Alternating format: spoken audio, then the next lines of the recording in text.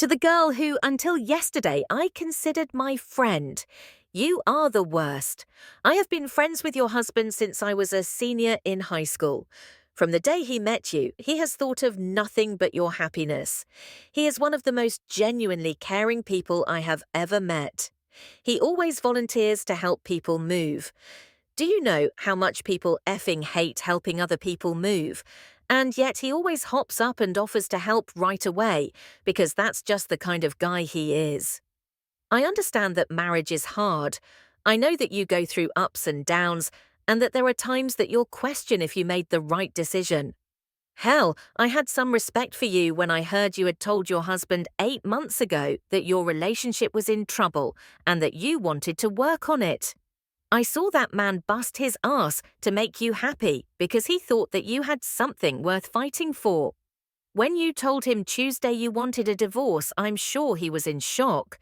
When you went through the house Thursday to divide up stuff, I'm sure he was trying to be as amicable as possible because he is over the moon for you and just really confused and lost.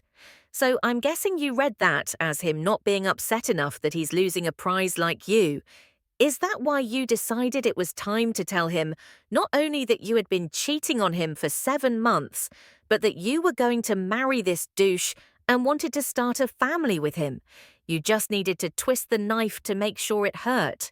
The sad thing is, he started defending you when he was telling us about this. When my fiancé and I said that we were behind him 100%, he asked us not to choose sides because it would hurt you. Even while you're running around behind his back, he's trying to protect you. That's the love you're giving up on. That's what you decided was worth less than a 7-month fling, and that love has been constant for 10 damn years. Why the hell did you tell him that you wanted to work on things when you had no intention of trying? Did you just want to feel good about seeing someone working so hard to make you happy? I've got some bad news, old friend.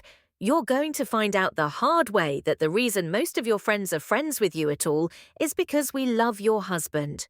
Your world is about to get really damn lonely, and when you realize that you can't build a relationship of trust between a man who was willing to break up a marriage and a woman who was willing to cheat, you better believe that when you try to come crawling back, we are all going to be right there next to your husband, cheering him on as he tells you to go fuck yourself.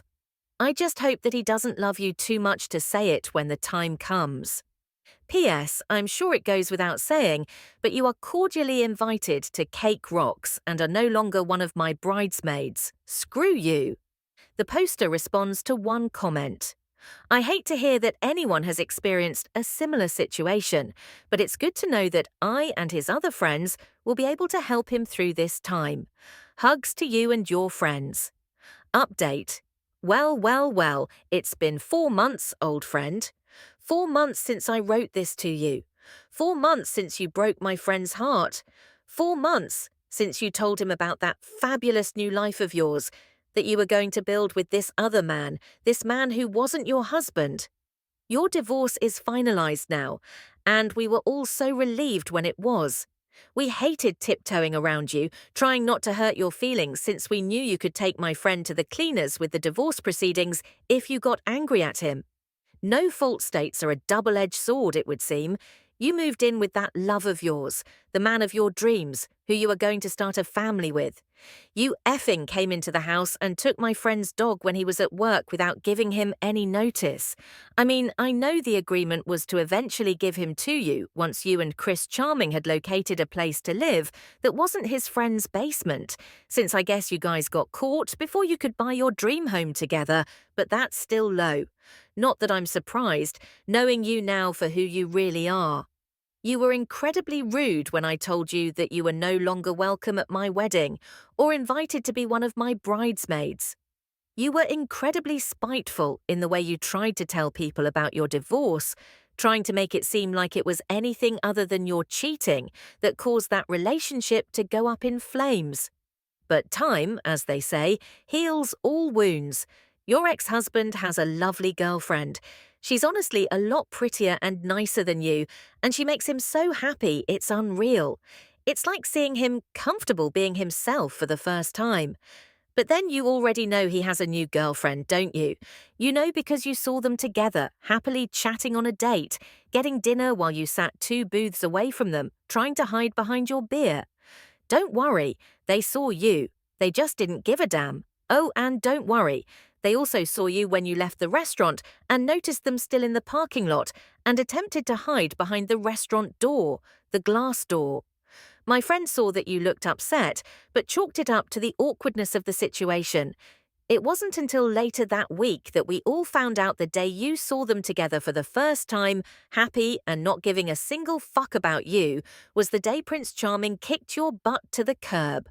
I bet that moment you were hiding behind that glass door, the entire reality of your crappy choices came crashing down on you at once. And I bet you wished there was some hole that you could crawl into rather than a stupid glass door to hide behind. I know that they say that the best revenge is living well, but I'm of the opinion that knowing that the a-hole who hurt you saw you living well might just be a little bit sweeter. Edit to add, I think it would be a bit of a stretch to say people should be emotionally affected solely by situations that revolve around them. A very good friend of mine was deeply hurt. I cared about his hurt, and now there's a little bit of cosmic justice served it, and I don't feel bad about it making me happy. It's been 4 months since I wrote my last post. Not 4 months since she's done things that were purposefully hurtful to my friend. There are ongoing ways in which she is trying to make his life difficult and unpleasant, and I am writing these things off my chest, not saying them to my friend. I'm well aware that anger doesn't heal wounds, but assuming that the feelings I'm venting here are being communicated in equal measure to my friend is not an accurate reflection of the situation. It is because I am not saying these things to him that I want to write them here. I hope that makes sense. And that's the end of this story. What do you guys think about this story? Let me know in the comments section below, and I will see you guys on the next video.